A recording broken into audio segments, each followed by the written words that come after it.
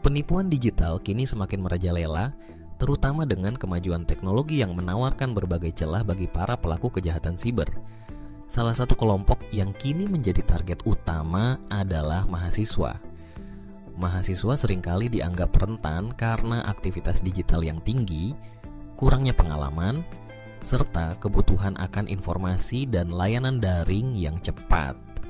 Oleh karena itu, sangat penting untuk mengetahui dan mewaspadai berbagai jenis modus penipuan digital yang tengah marak agar kita tidak menjadi korban berikutnya.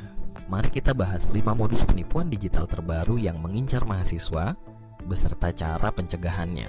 Modus pertama dikenal sebagai modus foto blur. Modus ini marak terjadi di aplikasi pesan instan. Pelaku akan mengirimkan sebuah foto yang tampak buram atau blur, disertai dengan ajakan untuk mengklik tombol lihat atau view. Ketika korban mengklik tautan tersebut, biasanya akan diarahkan untuk mengunduh aplikasi atau file tambahan. Inilah jebakannya, file atau aplikasi yang diunduh tersebut mengandung malware, perangkat lunak berbahaya yang mampu mencuri data pribadi korban, seperti kata sandi, email, bahkan akses ke rekening bank. Agar terhindar dari modus ini, jangan pernah mengklik atau mengunduh file yang mencurigakan, apalagi dari orang yang tidak dikenal. Modus kedua adalah modus APK mirip PDF.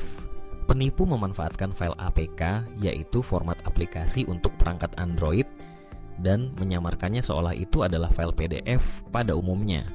Korban biasanya menerima pesan meminta untuk membuka dokumen penting, seperti transkrip nilai, surat undangan, atau dokumen kampus lainnya.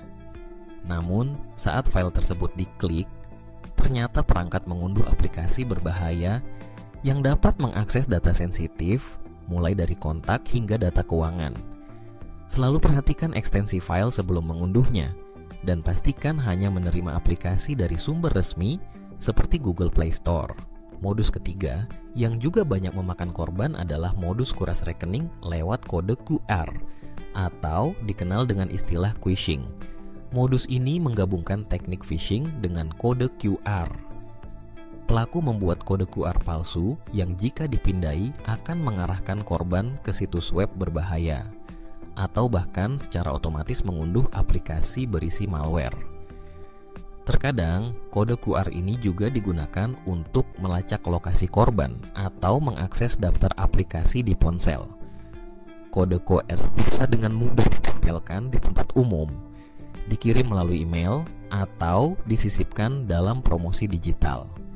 Untuk menghindarinya, pastikan hanya memindai kode QR dari sumber resmi dan jangan pernah memasukkan data pribadi di situs yang muncul setelah memindai kode QR.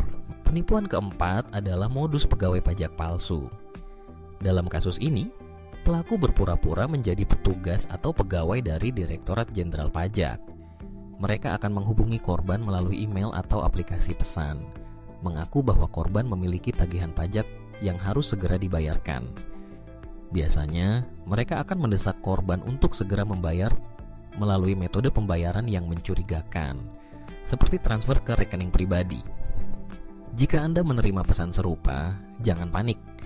Segera konfirmasi kebenarannya melalui kanal resmi Direktorat Jenderal Pajak, dan jangan pernah memberikan data pribadi atau melakukan pembayaran tanpa verifikasi yang jelas. Modus kelima berkaitan dengan kartu fisik dari dompet digital. Penipu memanfaatkan informasi tentang layanan kartu fisik dari penyedia dompet digital yang tengah viral di media sosial. Mereka menawarkan pembuatan atau aktivasi kartu fisik dengan iming-iming hadiah atau kemudahan transaksi. Korban kemudian diminta mengisi data pribadi atau bahkan membayar sejumlah uang untuk mendapatkan kartu tersebut. Nyatanya, data korban dimanfaatkan untuk kejahatan atau pembayaran tidak pernah diproses. Untuk mencegahnya, pastikan hanya mengakses layanan dompet digital melalui aplikasi resmi dan jangan tergiur tawaran dari pihak ketiga yang tidak jelas. Dengan memahami 5 modus penipuan digital ini, mahasiswa diharapkan lebih waspada saat beraktivitas di dunia maya. Jangan mudah percaya dengan pesan atau tawaran yang tidak wajar. Selalu cek kebenaran informasi melalui sumber resmi dan gunakan aplikasi keamanan yang terpercaya di perangkat Anda. Edukasi dan kehati-hatian adalah kunci utama untuk melindungi diri dari ancaman penipuan digital yang semakin canggih.